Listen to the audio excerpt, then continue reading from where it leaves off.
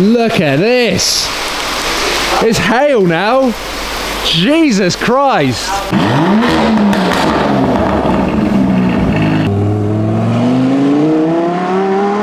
And 2 minutes later, that's what we've got. What is up, guys? Welcome to Supercars of London in the UK and being reunited with my Audi R8 V10. It is another video, another day, but the same mission. This 13-and-a-half-year-old car has a full history that I'm excited to uncover. And whilst I went down to NVN to see whether it had been any pre-existing accidents, whether there had been any resprays, I can't really look at that front bumper in the same way after that terrible matte black respray that we uncovered.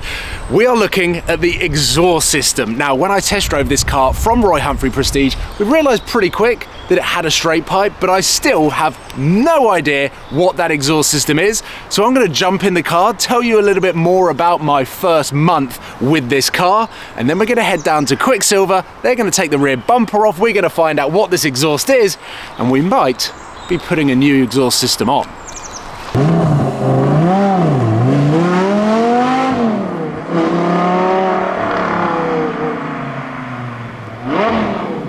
As you would have just heard from some of the exterior sounds,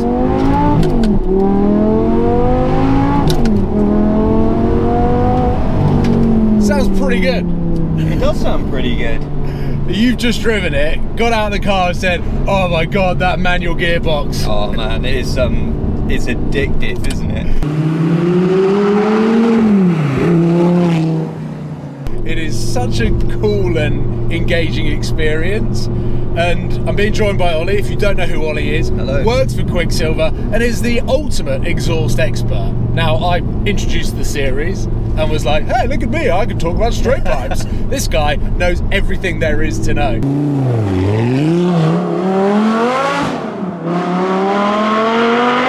What I have found in my ownership span of this car is it's almost too quiet. When I first went to test drive, everything to me was new. It was a completely new experience. Even that sound. Yes.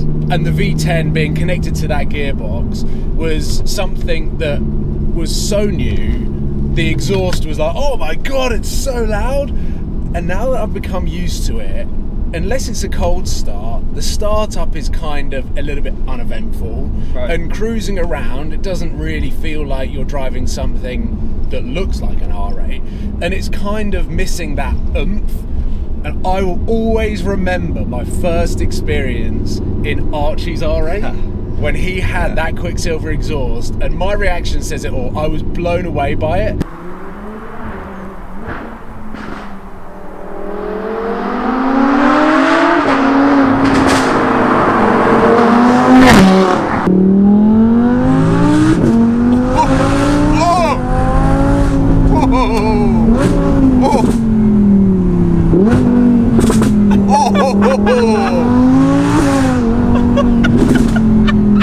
What are those noises? I know.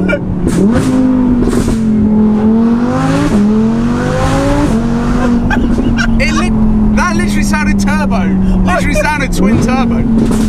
And I always vowed to myself that if I was ever to get a 5.2 litre V10, you guys would be the first people that I come and speak to, because you just capture that engine and the sound so well. And we talked a little bit off camera about how down in the low end you're just going to get more of a tone, but up in the top range it will sound a little bit more like a V10 Ferrari from the 90s. Definitely. And I just remember Archie's exhaust system, and every single time I drive this in its current setup, it's all I'm thinking about. So I've been desperate to come down, find out what that exhaust system is, because like you, I'm intrigued. Yeah. But fundamentally, the transformation from a sound and visual perspective, I want this car to be the perfect representation of my personality, and we're not going to get there unless it's got a Quicksilver exhaust. The difference is crazy between... When we originally developed it, we had our own valve control on the Bonat. This one's on the OE valve control, so on the buttons on the car, and it's just a really nice cut. Yeah.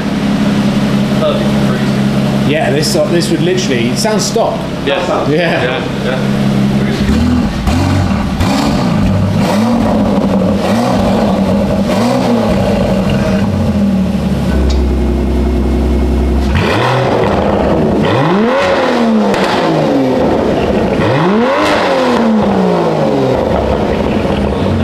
It is only right that the exhaust expert glasses come back for today because Barry, very kindly, has picked me up in the Quicksilver Sound Architect Diesel Defender that has a lovely rumble coming from somewhere underneath the car. Yep. It's out the back. But we're about 5 minutes away from Quicksilver. The guys have been, I'd say, teasing me with little sound bites of what we are about to hear. But there is a whole story behind getting a Quicksilver exhaust on my R8, and it just continues to unravel the history of this car. Straight to it, Ollie's jumping in the R8 to capture my reaction. It's the first time I've heard it, and they've purposefully not started it up in 2 days, so this is a cold start.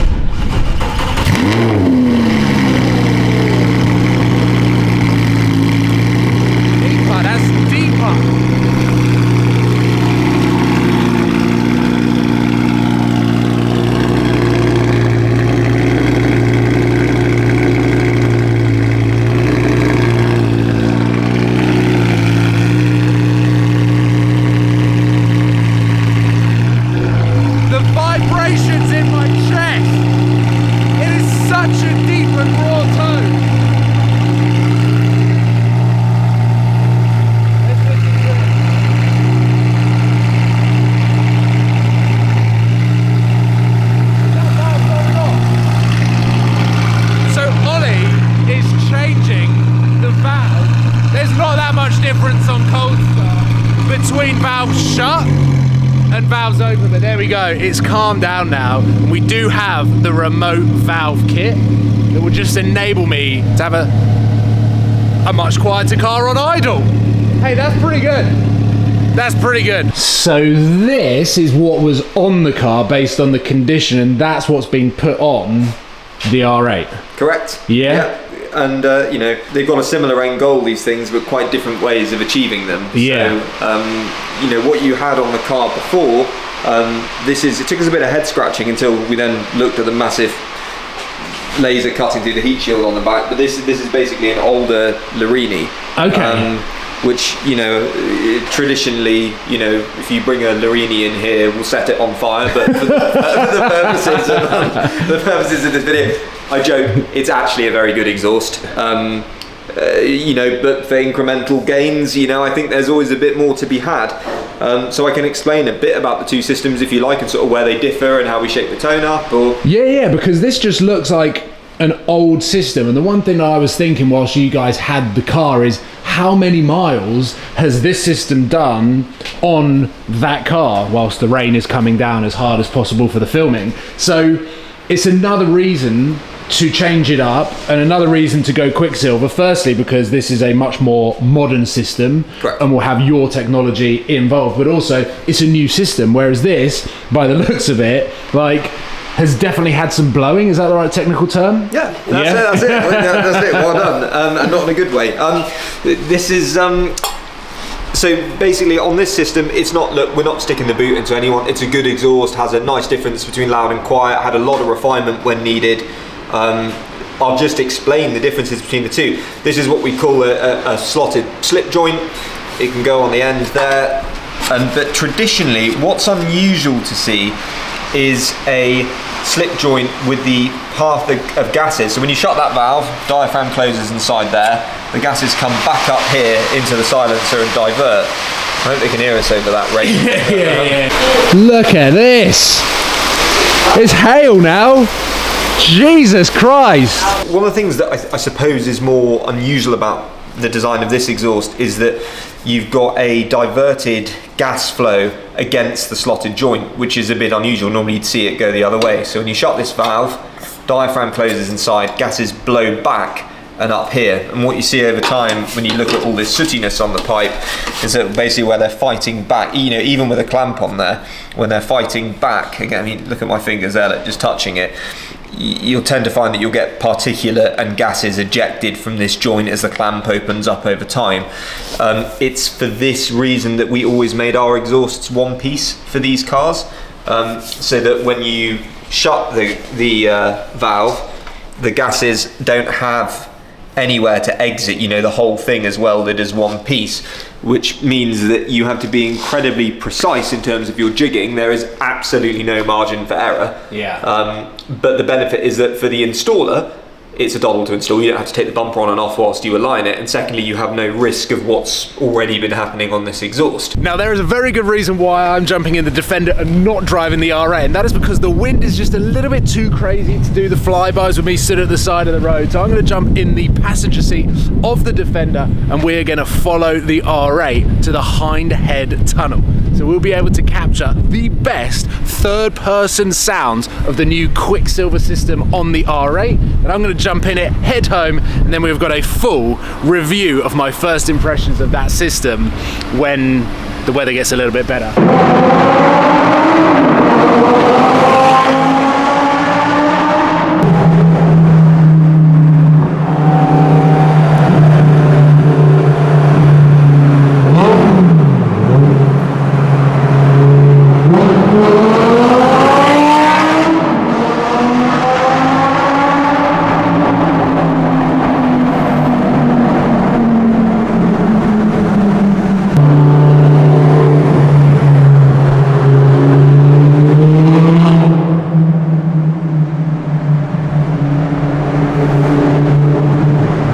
Oh my god, that's such a deep, raspy tone that literally vibrates everything that is inside this car, including our bodies. That was, yeah, I mean, I've heard some loud cars. I've actually been through that tunnel in a straight pipe to Ventador SVJ, and there is still something so iconic about that naturally aspirated V10 and the sound that it provides. It's just making my heart go, like, it's just making me like absolutely shake all over.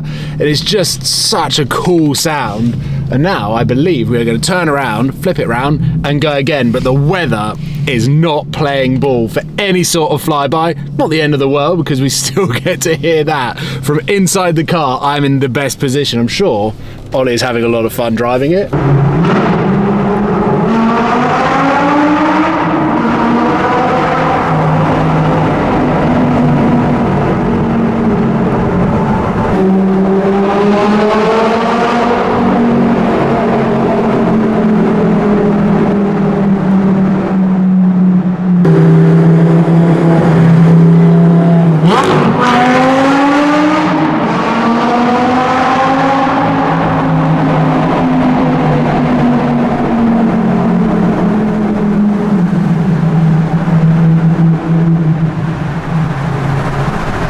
Second tunnel run done, and it is so hard. I have no idea whether the cameras have been able to capture the amount of vibrations that you feel driving through a tunnel following that car. I can't imagine what it is like to be driving it, but now the weather is really coming in. But that gives you a full 1 week exhaust transformation. We found out what the exhaust is.